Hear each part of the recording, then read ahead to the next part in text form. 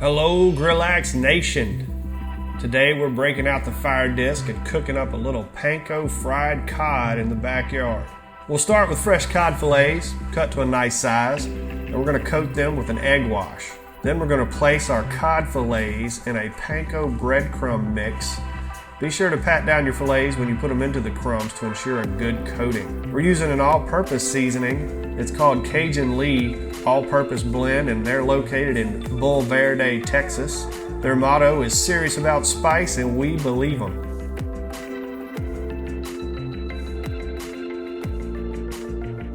This blend adds a great kick to the panko. Let's get started. Alright, throw 2 sticks of butter into a heated FireDisc. Once your butter melts, add your panko coated fillets into the butter. Since you're essentially pan frying as compared to deep frying, you can keep your fish together in the center of the disc. They're not going to stick together.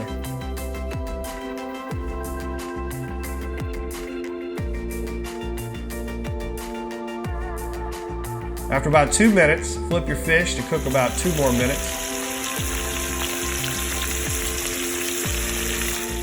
until they reach an internal temperature of 145 degrees. How about that color? Happy grilling!